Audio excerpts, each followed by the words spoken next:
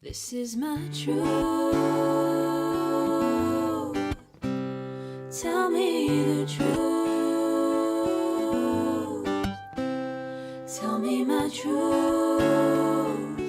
Tell me what the truth feels like. This is my truth. Yeah, truth. This is, beautiful Sophia Ragavelas. Who, have I said your last name right? Yes, perfect. Okay. Well, because you get variations on a theme. And also we've got to add the Clutton in as well, because that's my married name, you see. Of course. So do you use that for your business? Well, I use Ragavelas for business. Okay. And Clutton for when I'm, being official and all okay. that. So. Anyway, Sophia. Sophia. We'll just stick to Sophia. Love you, Mick. Who? Yeah. Props to the husband. Do we say props anymore? Oh, I don't know. Oh gosh. This is going really well. It is. So far so good. Who I'm so glad got in touch with me a few days ago to ask about doing a Fishing for the Truth, because you set up, it's incredible, you've set up your own business. And if we mention first of all, so that we capture people's attention, what the business is, and then we'll kind of work back as to why and how. And so tell us about the Musical Mentor.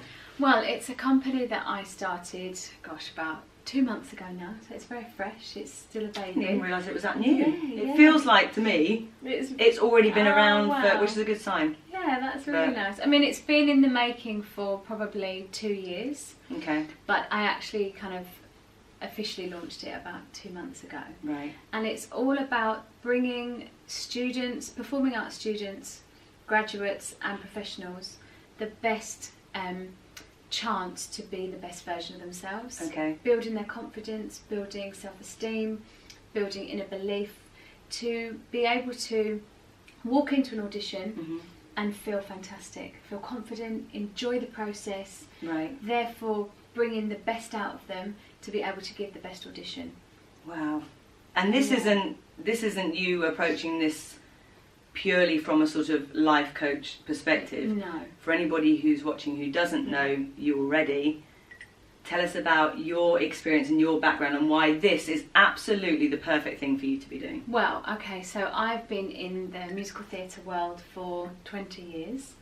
And but you can't, we're only 20. Oh yeah, sorry. Oh, gosh. Yeah, 20 years. I know. Jeez. It's mad, isn't it? I can't believe it sometimes. And my theatre experience has expanded over ensemble, understudy, and then I got lead role in Les Miserables, playing Eponine, which was just a dream role. And when was that? That was, what year was that? Gosh, 2003. I think it was, so a long time ago.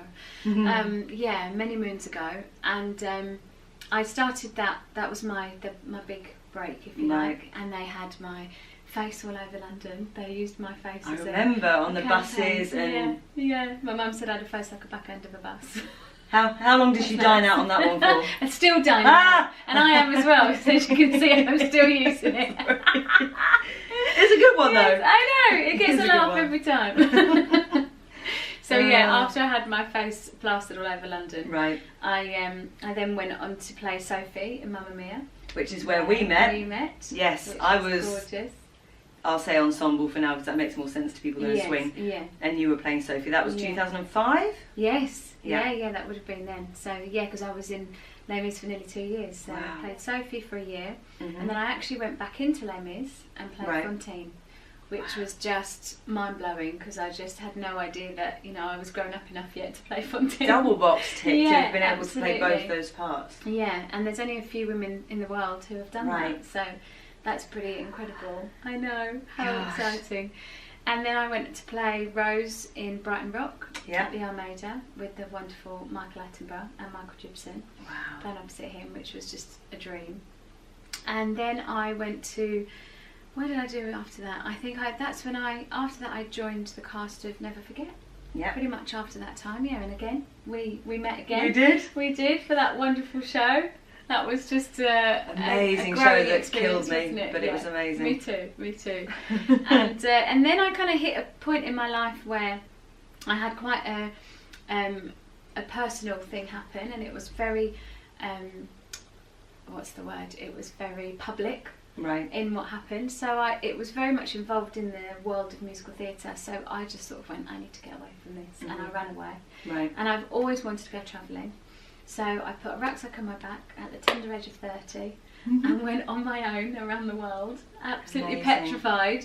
I remember you. Yeah, you talking about it. Yeah, it was something that I'd always wanted to do, but either because of a relationship or a job, I never took the plunge, and I didn't want to leave the industry. I didn't want to leave home. I'd never really done anything like that before. And it's scary if you've never... Absolutely petrifying. Yeah. So the prospect of that was really scary, but I knew it was something that I had to do. I've come from a background of a Greek father, South African mother, 3 older brothers, so very, close-knit, but also very kind of, helping me along my way, but not always... I wasn't always allowing myself to make those decisions on my own.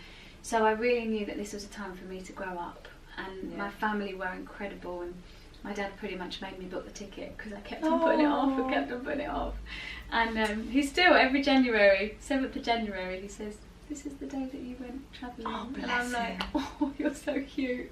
Yeah, that just shows how huge it was for everybody though, not just for you, but for them to send me like, off. Wish you well and completely. Let you go. And my entire family came to the airport, to nieces and nephews, and all sobbing and crying, saying goodbye to me. It was hilarious. And then when I got over the other side, my brother was like, "Soph, you're doing it!" I was like, was that something from a film? It really was. Everyone else is just sort of going along their business, and then there's this there was this epic kind of... Yeah, and the best part of it is I said goodbye to everybody. It was all really emotional. And then I went to go through the gate, and they went, "Oh, sorry, this gate's closed. Could you go down there, please?" And I had to do it all again. And take 2. Which was brilliant. But actually the second time was more, we'd done the whole emotional thing, we'd done the whole I'm going to miss you. Then it was like, right, come on Raga, you're doing it. Yeah. And it was really empowering to kind of go, okay, this is it. Because my brother and his wife did it when they were in their 20s. So my brother was always really, come on, you've got to go travelling, you've got to go travelling. But my work took precedent. Yeah. So I didn't want to do it. And then when I finally plucked up the courage to do it, it was one of the best experiences of my life. And I know that, all my friends and family thought I'd last all of 5 minutes. Right. And actually 18 months later I came back. Wow. And I was like, oh wow, I'd done a bungee jump, I'd done a skydive, and I got my nose pierced. It was an early midlife crisis. Do you know what? I'm kidding. Absolutely was. It totally was. I said that I went to my adolescence when I was 30 because I didn't do them when I was supposed to. So it was a real growing up time for me, and I went out there. I didn't do any musical theatre. I was waitressing, I was hosting, I was travelling, and I was just living my life away from musical theatre because for 10 years straight it had taken up everything. And as much as I loved it, it also, I needed to open up my world a little bit more and have a bit more worldly experience. So having done that and then deciding to come back was a huge decision. Right. And actually I kind of thought, oh, I'm just going to get straight back into musical theatre and, Well, why wouldn't you think that? You played, absolutely. You played leading roles. People knew your name, who you were. Yeah. And I think it was a huge wake-up call for me because when I got back, social media had sort of kicked in.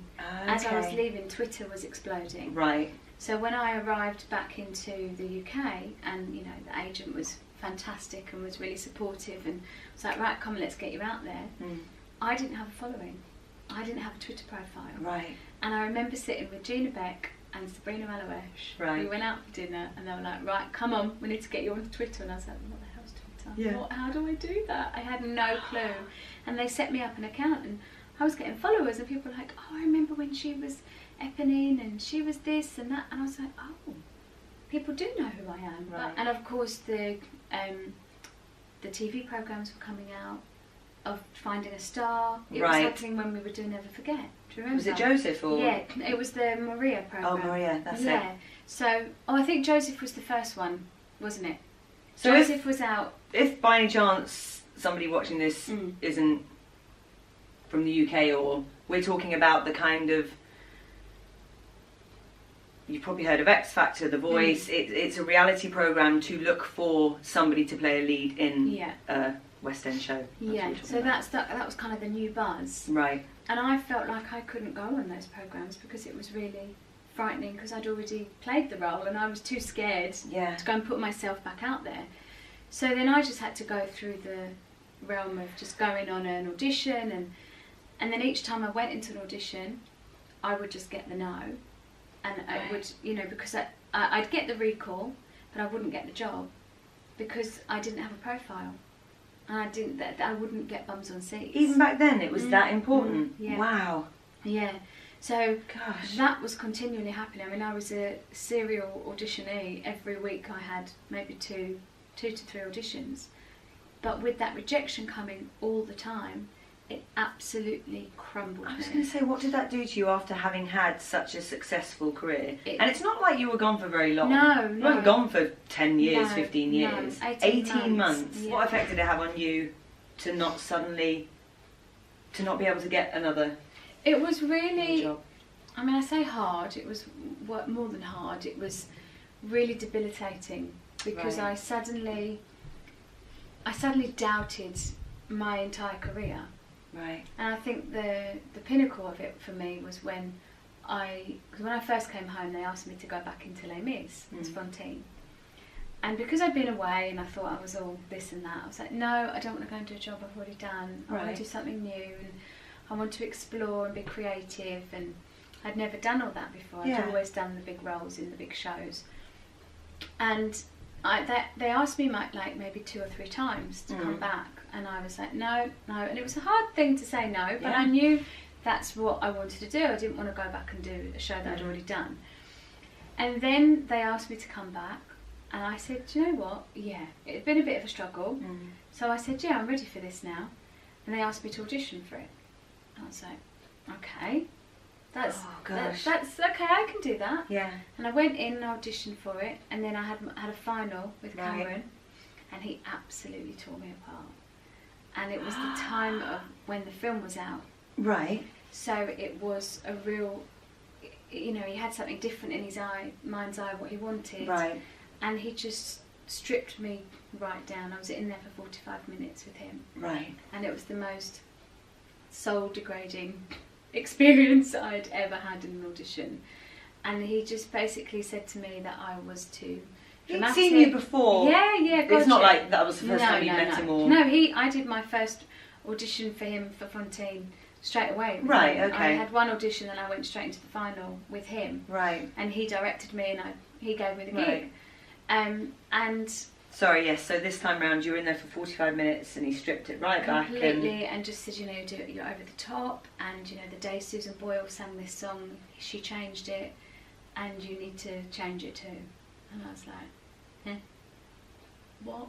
Okay. Oh gosh, I don't know where to go with this. And what does that mean? I had no clue. And everything that I was doing, I was completely doubting myself. Right. And I remember coming out the audition, and my dear friend Chris was resident on it, and he just said, I'm so sorry. I'm so sorry I've just had to go through that. I didn't know where he was taking it. And look, he had his idea of what he wanted, but I just couldn't give it to him. Right. And then I got a big fat no. Okay. And that completely destroyed me, because I'd already played the role. Yeah. And it was a build up and a build up and a build up, and every time I got a no, I would go back into the audition room still reeling from that last no. Yeah. And still licking my wounds and not having the strength to kind of the bounce back to go, right, okay, I'm ready for another audition. I'd still be in that disappointment stage, and that feeling sorry for myself and feeling unworthy. So then I would go into an audition and either be completely defeated already, right, or I'd go into an audition with complete desperation stamped on my head. Right. And I remember speaking to a producer, and she said, Sophia, darling, what? It was Bronya. Okay. Buchanan. Right. And she said, darling, why are you not working at the moment? I said, I don't know, Bronya. I said, I think I'm walking in a bit desperate. She went, oh, darling, they can smell that a mile away. And I was like, I know. But I didn't know how to shift it. I didn't know how to walk in with a different attitude. And there were many times when I would get that call and say, you've got an audition, and I would see the name come up and I would just go, oh, I don't want to do it. And I'd get that dread and that anxiety straight away filling me. And there was one time when I turned the audition down because I said, I'm just not in a fit state, mentally, physically, emotionally, I cannot do it. And this happened and went on for about 2.5 years. Wow, that's a long time. So the destruction that was happening within my mind, within my body, was huge. Yeah. And it went to a point where I had to have a family intervention. Right. Because I was so down. Yeah, because the body will echo whatever the mind... Completely. Whatever state the mind is in. Completely. And I remember my brother saying to me, so if the lights are on but nobody's home, he said, you're not even crying. Wow. And that's how bad I got. Right. That was when I knew I'd hit a point where I had to do something about it. What do you think had happened? Did you shut down? Shut was down. Was it like a self-protection mode? Probably, or? yes. But I'd also lost complete hope. Okay, that's and huge. I lost my self-worth. Right. And that was the big thing for me. I felt so unworthy of even being in that room. Right. And so petrified of the rejection. Yeah. And so petrified of the disappointment and the embarrassment. Yeah. And because I had this fantastic CV, I felt like they were going, come on then, show me what you've got. Right. And I was so pathetic, that's how I felt. Right. I couldn't show them the best version of me. You know, and I'd be sabotaging myself outside in the room, listening to other people singing and going, oh God, I can't hit that note, oh my God, they sound better than me, or right. that whole internal inner voice dialogue, that just kills us. And, you know, then I would go into the audition and say what was going on in here out loud. Right. And I was like, shut up, stop talking. I couldn't take it back. And I was like, oh my God, I'm just letting myself down so much. And you could see the panel was like, come on, we know it's in there. Yeah. But I was like, yeah, but you're destroying it at the same time. Right. You know, it was an accumulation of all the no's and you're not good enough. Right. And that was the bit that really killed me, that I felt like I wasn't good enough. Yeah. And even which essentially, it comes from you, doesn't it? Yeah. Because at the end of the day, I know that the business that you've started now, the Musical Mentor, will be not only preparing students to have a positive outlook, but also give them the skills to deal with the that. rejection. Yeah. Because it happens, but then it's how you process that. And absolutely. And I think that's what I'm so passionate about. I'm not pretending that you're not going to get a disappointment, because you are. And I'm not proclaiming that, you know, you come see me and I'll get you the next West End gig. Yeah. It's not that at all. It's giving you the tools and techniques to be able to deal with that disappointment, embrace it, take it on, take it as it is, and then go, right, let's start again. A resilience and a knowing of self-worth. Yeah, you know. exactly. And that's what massive. That's what I want to be able to give back, is to help somebody gain their own self-worth. And that's where my journey started, with another business that I started. Right. I came across a network marketing business. What I loved about it was the self-development side of it. And my friend who introduced it to me, the lovely Claire Fishenden, who we both know, she gave me a book to read to start with. Right. And it was a guy called Jack Canfield, who wrote Chicken Soup for the Soul. Yep. And he's my hero. And it was a book called How to Get From Where You Are to Where You Want to Be, The Success Principles. Okay. I was like, okay. So I wasn't ready to listen to the business at first, but she said, just take this book and have a little look. So I started reading it, and the first chapter slapped me in the face so hard. It said, take 100% responsibility for your life. Right. And I went, oh, it's my fault that I'm here. But it was a really hard pill to swallow. Yeah. Not fault. Well, not maybe. fault, but it was it's yes. It was okay. Maybe you have to not take ownership. You have to fault take sounds so quite nasty. It sounds so it? negative, and you're supposed to chastise yourself for maybe not always following the right path, but a lot of the time there's no right or wrong, but the wrong path leads you absolutely to here and now. Exactly, and I think that's what it was. Yes, maybe I'd looked at it before and gone, oh, it's I'm to blame, or which is it wasn't completely natural. I'm to blame, and that's what I loved about it. He turned it round to say, just take responsibility for it, and just go, it's okay. Yeah, it's okay that I'm here. Absolutely, I'm here for a reason.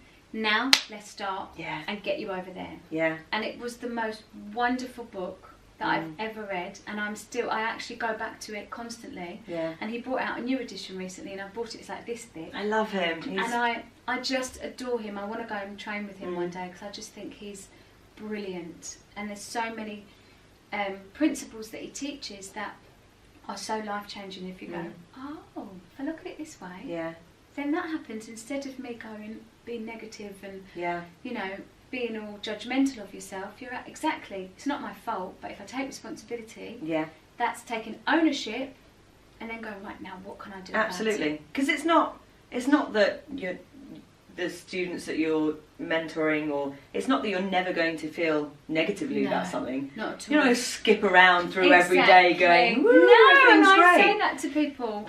Because sometimes I think people think that that's what it means, and that's what they have to be, and that's not life. It's just. But what's so amazing is that it's not just about auditions and the theatre business. You're giving these young people life skills that they're going to take beyond that environment and the work environment into relationships, into. I don't know what it was like when you were at college, because we both trained at performing arts colleges, and not to speak badly about where I went, but back then in 1990, no one really,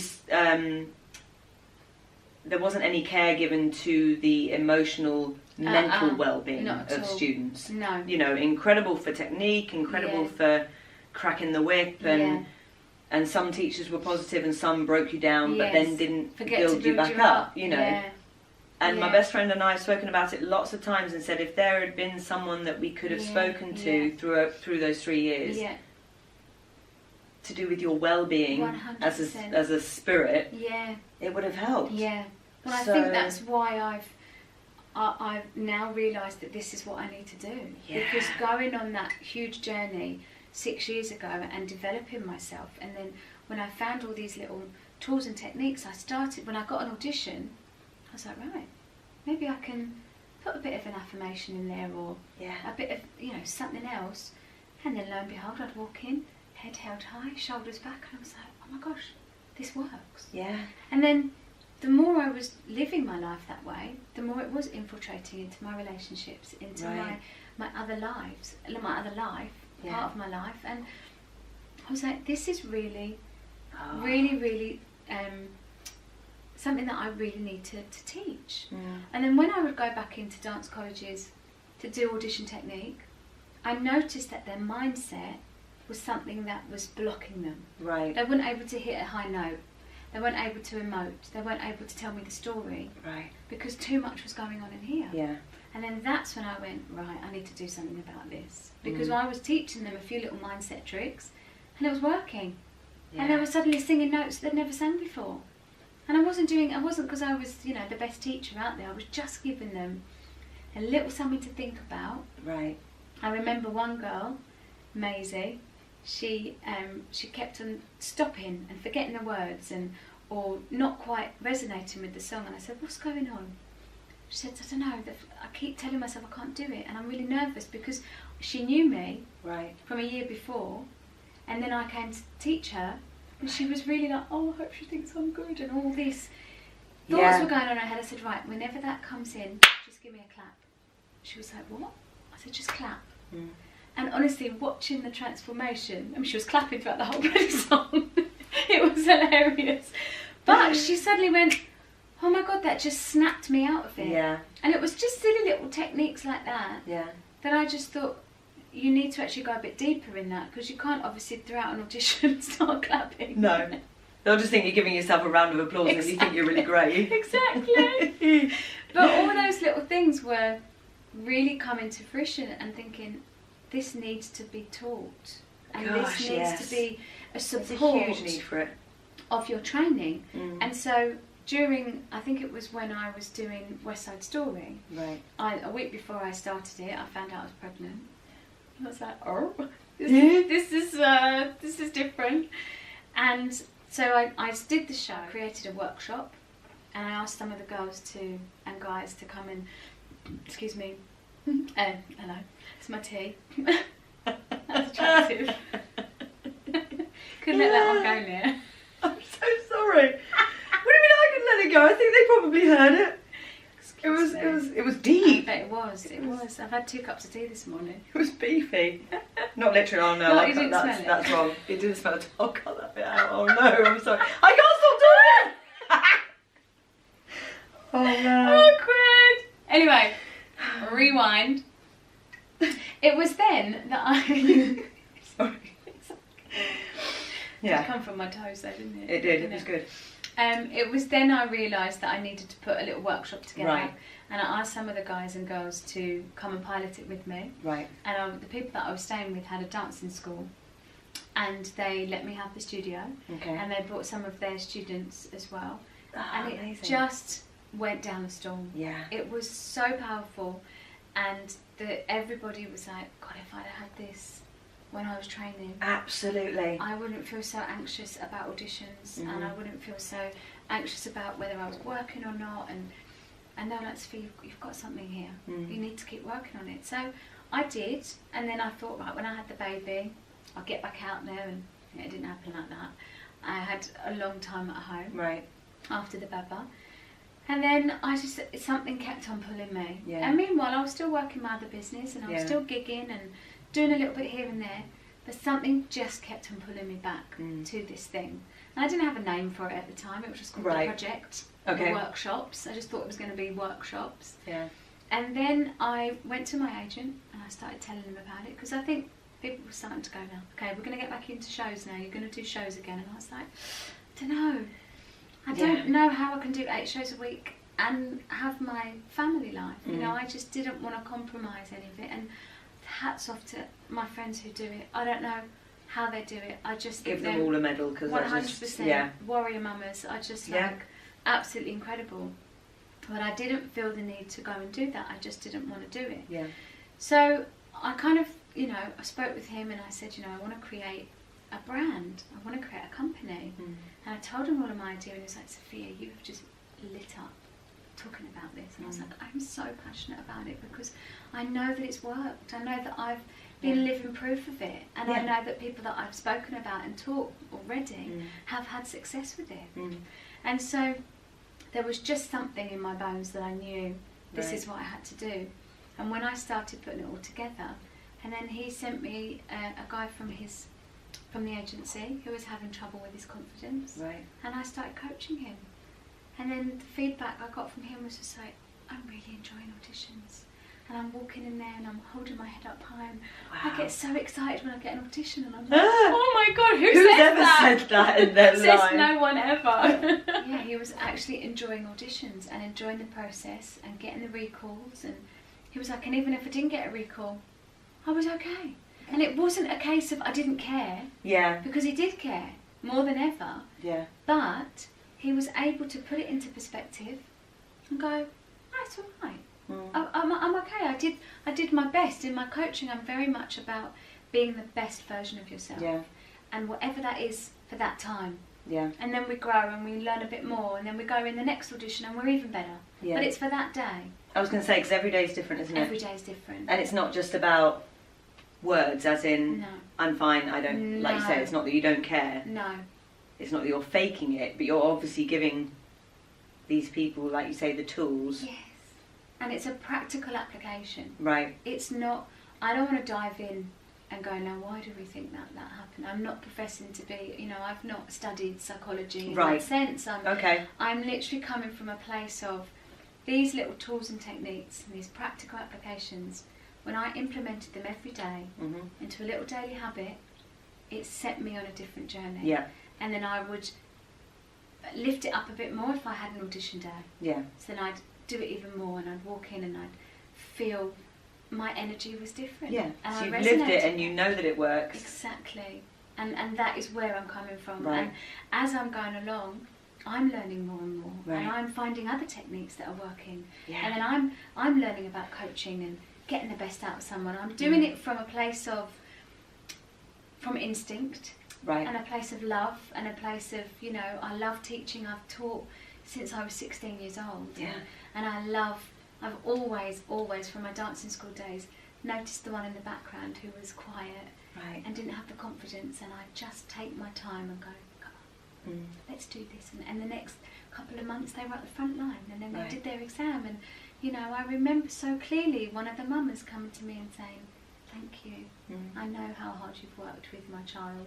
Yeah. And it was lovely to take that person who hasn't got that confidence or that self-belief or that self-worth and go, not only do I want to pump it into you by giving you that, oh, you can do it, but I also want to guide you and give you some tools of your own. Yeah, so you can do it then yourself.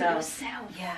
And it's about empowering others. Absolutely. Because to other do people that. can tell you that they believe in you all they want. Yeah, absolutely.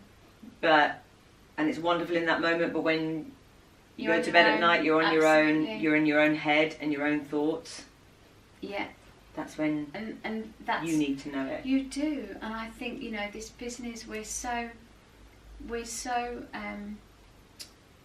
what's the word? We're so het on getting that self-worth Right. from that job. We're so Right. reliant on getting that. So the job self-worth. defines how you Job feel defines- about yourself. Yeah. And Yeah. this is what my mission is, to give that person their own self-worth, their own self-esteem, their own self-belief. Mhm. So no matter what the outcome Yep. of that audition or that job or that interview or that coffee date you have with someone Yeah. or that anything, Yeah, and literally anything. you Yeah. can go, oh, it's okay, I'm okay. You know, and look, it's still going to hurt. Yeah. 100% Yeah. it's going to hurt, and you're going to feel that disappointment. We're human beings at the end of the day. Which is important to feel, I think. Completely. Whether it's disappointment or sadness or grief or Yeah. happiness. You have to. You have to feel You it. have to embrace it, but then you got to know how long you need to be in that place, Right. and then what you do to try and get yourself back Yeah. out of it.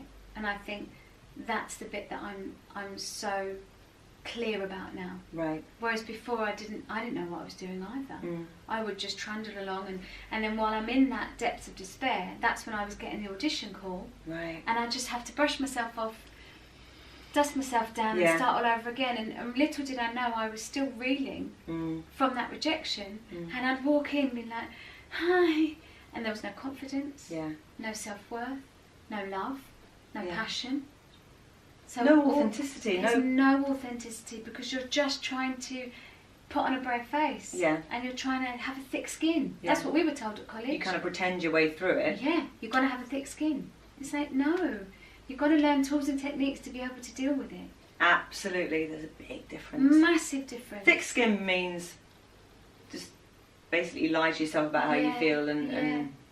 fake your way through another Yeah, audition, yeah. when really you're Yeah. feeling something which is important to feel so that you can Absolutely. move through it. And there's a great saying, fake it till you make it. Mm. But I've actually turned that around to faith it till you make it. Yeah, You know, you've got to have faith in Yeah. yourself absolutely. before you That's walk good. into that audition, because we rely so much on that feedback, on that personal accolade, affirmation, Yeah, to say, yes, you're okay, yeah. yes, you've got a recall, yes, you've got the job. Mm. And unfortunately, it's not always going to go that way, you know. And even if it does, it might not be because you're the best, it might be because the other person turned you down. That's happened to me. Yeah, me too. Yeah. Me too. I don't care, but No, I still got the job. Yeah. But you know, you can go on and not, and that can define your self-worth. Mm. But actually, if you give it to yourself first, Yeah. then that is so powerful. It'd be like moving through the day with a sort of sidekick who, you know, and you get to the end of the road and they go, you know that you're no good. Yeah. And then you go a bit further and Yeah. a constant. If somebody else, my point yeah. being, if somebody else was beside you, moving through each day, saying that stuff to you, Yeah. you tell them to jog on. Yeah, absolutely. You'd be like, okay, enough now. Yeah, yeah. You're negative. You're bringing me down. Yeah. But you do it to yourself. You do it. You're that person. Yeah. And that's when the self-talk is so important. Absolutely. And by having some tools and techniques that can turn that self-talk around, to make it to serve you in a positive way, that can take you from being here to being up there, and not just in success, but how you feel about yourself. That's the most important thing, isn't it? That is the most important. It doesn't matter, if you make it, if you don't make it, but if you have a bloody good time doing it, then, absolutely. And that's the thing. I remember so clearly my very first time singing on stage in Witches of Eastwick. Right. And I was understudy for the little girl, and Sarah Lark was playing the little girl, and she'd sprained her ankle. Right. And it was the second night, and I remember James Powell saying to me, my director, in the evening of the opening night at the party, just have a little look at the little girl because you might be on tomorrow. I was like, what? Yeah. And Sarah's hobbling around, bless her. And she still was like, I'm fine. And then of course she was. 5 o'clock, they were like, you can't go on, babes. It was like this. And so I got told at 5 o'clock I was going on. Okay. I was like, okay then. Had no rehearsals. Literally walking me through it in the bar at the Prince of Wales. Right. And I went on stage, and I remember laying on the floor, and I opened the show. And I'm lying there, and I can hear the overture going, and the entire cast is in the wings watching, as you do. And I just remember lying there thinking, I feel sick. I don't want to do this. I don't know what I'm doing. I feel horrible. I didn't know what I was feeling like, what was going on. And I remember just thinking, is this it? Is this how I'm going to feel every time I go on stage? Right. And I thought, this is what I want to do. Yeah. So it's now reflecting back on that, and of course, the curtains go up, the lights come on, every dawn, every sunrise, right, and it just floats out, and you're like, oh, there we go, this is fine, and then you get on with it. But again, then you're in the wings, and you're about to go on again, and you're in the wings having that panic and having that anxiety. You get on stage, and it works, and you go, okay. And I think what I want to do is eliminate that anxiety before you perform, before you do an audition, and enjoy the ride. Because what's the point otherwise? Absolutely. What's the point? You have all this anxiety before you go on stage or you audition. You get in there, you by the wing and a prayer, you get on it and you do it, and after you go, oh, that was all right. But what happened to the bit before? Enjoy that process. And with my tools and techniques, it puts you in a state of abundance, and it puts you in a state of, I can do this, of self-belief. And then before you know it, you're on a different frequency, you're on a great vibration, you walk into the audition, you're like, hi, and they're going to get that energy from you straight away. Absolutely. You're going to enjoy it, so it's going to make them enjoy it. And then it's a whole different experience. And I know I've had the results of that by my clients saying, I actually really enjoyed it. I had some fun. When do you ever come out of an audition saying I had fun? Good point. And that is my mission. And that is what I want to positive. create. I want to create a community of happy, healthy performers who have their life in control. Because being in this industry, we are at the mercy of the industry. And I think we don't have to be. We don't have to be. You don't have to be at the mercy of anybody. Not even the industry, of life in itself. You control your day. Don't let your day control you. So you can, if you start it in the right way and you set it up in the right way, then the rest is... I want to do an amen. Can I get an amen? It's so true though. It's so true. It is. So I'll put the relevant links in the description for this video anyway, but your website is it The Musical Mentor or just Musical Mentor? The Musical Mentor. TheMusicalMentor.co.uk. So what are the different services, products, modules? Whatever they're called. Whatever they're called. That word that we can't think of. So basically I can either bring it into a college, and I can do a taster session, which is then paid by the college. And it's like a 90-minute little taster into mind management techniques, understanding the mindset. And then from there we can organise an outside workshop that the students pay for at a discounted rate, and we do the whole kit and caboodle. Okay. And then you can also, or I can go in and do a whole kit and caboodle workshop. Right. So that's the 3 main techniques that I study, I teach. Or we can do something that is a bit of everything. So you've got mastering your mindset. Okay. And then you've got a page to stage, which is acting through song. Oh, that's useful. So we kind of put the two together. Yeah. So, because 9 times out of 10, you're preparing yourself for the audition. Yeah. So then I want to kind of get underneath the mindset stuff and then put it into practice with an audition song. That's good. And then I work through that. I talk about how you prepare yourself mentally, but then I also get the song, I strip it right down, I workshop it, I make it their own. I even get some of the students to come in and be a part of their song, so they're kind of doing a bit of an impro, if you like, and then put it all together and then see how different they feel. And the transformation is just unbelievable.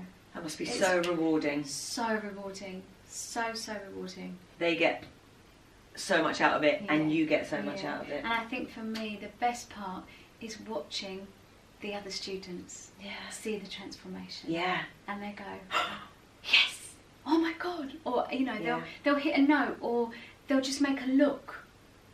And you see the students go, oh my God, that was real. That was so authentic. Yeah. That moved me. That connected with me. You know, and I think... Which happens when you're not inside your own head. The inner voice isn't taking over. Yeah. You're telling the story. Yeah. Because they both work in conjunction with each other. And I think for me, the acting through song, I'm so passionate about as well, because I feel that personally a lot of that has been lost in our industry. And people can get out there and sing, and they can get out there and act, but putting the two together is something that's not nurtured enough. Right. And I want to nurture that as well. Yeah. And I think a lot of that is because you're in your head. Right. And you're not thinking, okay, yeah, I've got this, and I know what I'm doing, and I know the story, and you know, so yeah, putting the two together, I think really work really well together. So yeah, they're my different services, products, modules. Well, thanks. And I also do one-to-one coaching as well. Ah, okay. Yeah. Where you go to colleges or schools, or people come to you? No, people come. So basically how the one-to-one works, it's an 8-week course that I do. We do the first consultation face-to-face, and it's free. So it's a little coffee, little chat, how you doing? And then the rest of it, the 8-week course, is then all done online. Ah, so you can do it from the comfort of your home. Wow. Or in a coffee shop somewhere, put your headphones in. So it's, you know, it works around my family life. I do all my other coaching for my other business all online, so I kind of took that and went, that works. Yeah. Let's try it here. And it totally works, and it's wonderful. You still get the energy between us both, but that's why I like to meet the person to start with. And look, if anybody wants to have it face to face, then that's totally fine as well. But I like it; just works better for my lifestyle. Yeah. And at the end of the day, you know, it's got to work in my world as well. Yeah, absolutely. And and then at the end of the 8-week course, we have a mock audition, and we put it all together. Such a good. I'm so glad that you messaged me and said let's talk about it, because it's such a positive thing, and it's inspiring to talk to you and see the transitions that you've made and where it's just amazing. So yay for getting it out there and telling everybody about it. Thank you for talking to me about it. Oh my gosh, my pleasure. Talk all day about it. I absolutely love it. I just feel that my two worlds have come together, of coaching, which I love, and inspiring, and performing, and and helping others. That's my mission and my passion in life. Yeah. You know, I feel like I've had an amazing career of 20 years, and I'm now at that point where I want to give it back. Yeah. And I want to, you know, get that next generation and help them through it, because there's a lot of stuff that goes with this, and it's not just come on, you just got to go for it, or go and get a proper job, it's not going to work out. That old chestnut. That yeah. old chestnut, I still get told that. But it's about believing in yourself. Yeah. It's about believing in the power of your dreams. Absolutely. And going, do you know what? If that doesn't work out, I've still got all these tools and techniques that can maybe take me to another path. Yeah. And if that's where I'm supposed to be, that's where I'm going to be. And I know I'm going to be okay. And I know I'm going to be okay. Yeah. It's not, you know, oh, I've done that because I didn't make it. Mm. Oh, actually, I made a conscious decision Yeah. to go somewhere else because that makes me just as happy. Yeah. And, you know, I do often get people asking me, am I going to go back to performing? And Right. maybe one day I will, because I love it. I Mm. absolutely love it. And, you know, a few workshops that I've been doing, they've been saying, can you sing for them at the end? And I'm like, yeah. I was going to say, Why you never have to not do No. it. It doesn't necessarily mean 8 shows a week in a No, show. absolutely. And that was my thing. But there are so many Yeah. different ways in which you That can was still the get way your I fix. do. Yeah, when I do, I put a cheeky backing track on Yeah. and give it a bit of Les Mis, and I love it. And I'm there. I've got my hat and my coat on, and you know, not fit literally. I'm take You mean myself in your back lounge? in my lounge. Yeah, they said, "Do you want to sing a song?" I go, "Yeah, hold on, we just get my wig off." They're lucky to have you, honestly. Any of these students or any of the students that in the future will be having you coach them are just lucky. Oh, I feel Lucky, lucky to lucky. have them, that they want to learn, Yeah. and they want, and I feel lucky that they want to make those transformations. Yeah. And when they do, oh, it's just, and they look at me and they're like, oh my God, I've never sang that note before. Mm-hmm. I've never sang it like that before. And, you know, or they're on the floor and they're in tears and the whole class is in tears. I'm renowned to breaking people.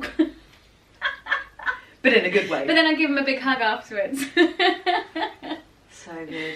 Yeah, so that's my mission. That's my new passion. Well, it's not a new one. It's always been I there. was going to say, yeah. It's always been there. It's just- But I've just found my outlet Yeah. now. And Yeah. I really Amazing. do. I feel very privileged to be able to do it. Ah, Yay. is there anything else you want to say?